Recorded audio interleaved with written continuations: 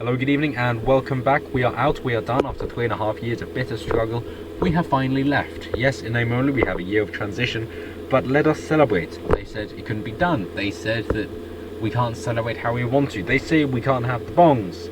They say we can't have the fireworks. They say we can't have the drinking, but we will celebrate nonetheless. You try and stop us. It ain't gonna work. So from the Daily Mail, we've got Brexit done. The UK finally leaves the EU as Britons across the country celebrate jubilant scenes as the clock hits 11 p.m.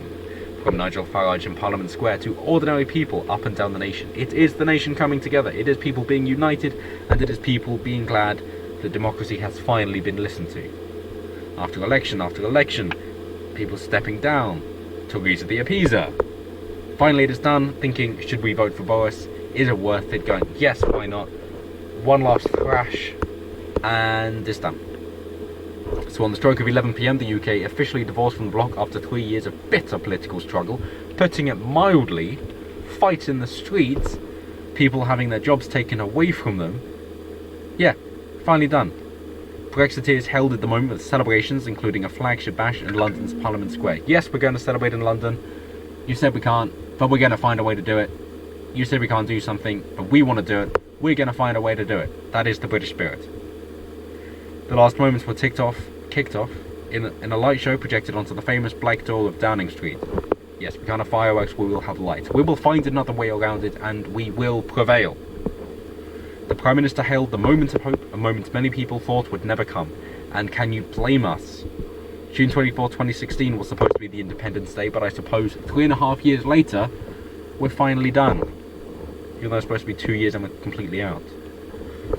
So Britain has ushered in a new chapter outside the European Union as Brexit was at last delivered, drawing a line under 47 years of membership, being told what to do, of having other laws hoisted upon us, of being told how many people we have to let in, being told what we have to do, what we have to abide by, how to live our lives. We're done. We can start to take back control and actually live a life worth living.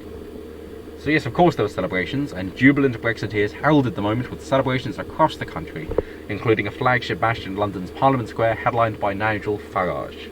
Officially, now, he's a nobody. But being real with it, he's who matters most, after campaigning for so long and making it happen. The Prime Minister hailed the moment of hope, a moment many people thought would never come, and said Brexit would unleash the UK's potential.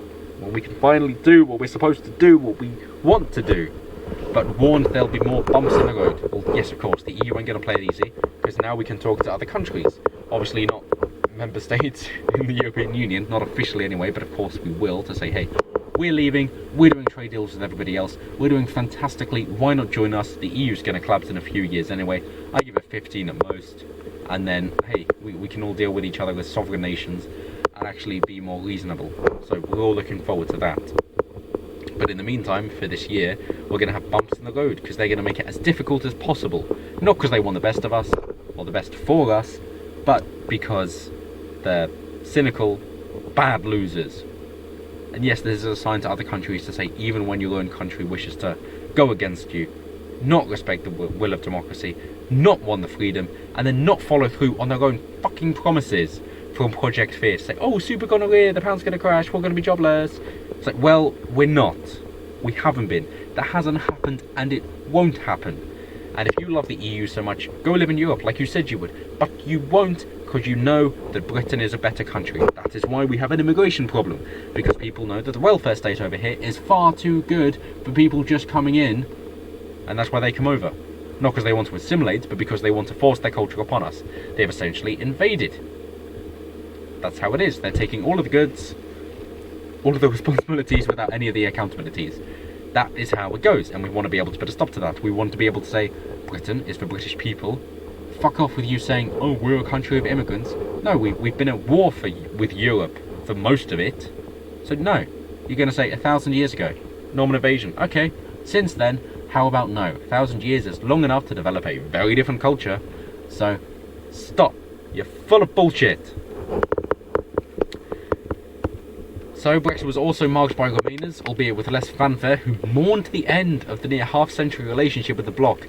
Yeah, they love being told what to do. Cool, I'll tell you what to do. Go live in Europe.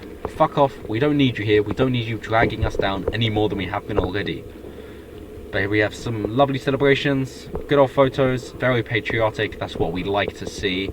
We got songs, patriotic songs and hymns, of course. God Save the Queen.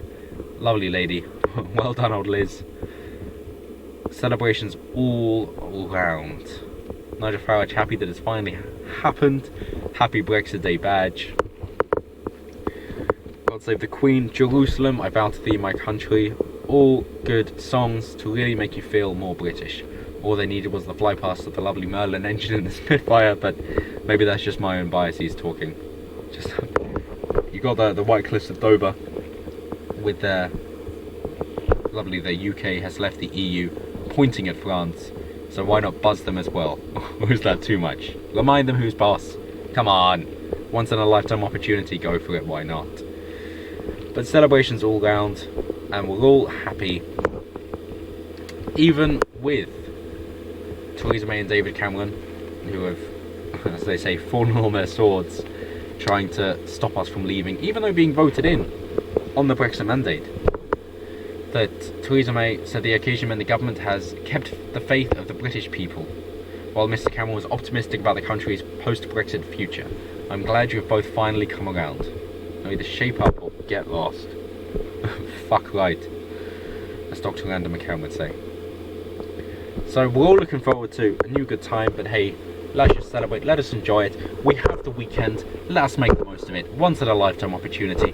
Celebrate this weekend, make it matter, let's fly our Union flags far and wide. Let us be proud to be British, because Britain is a great country. It is Great Britain. We should be proud of our heritage, proud of what our forefathers have done, proud of our genes that have made us who we are, and proud of what we can put forward into the world to make everywhere and everyone a better place and a better person, a more enjoyable life, a more fulfilled life, and make a life worth living.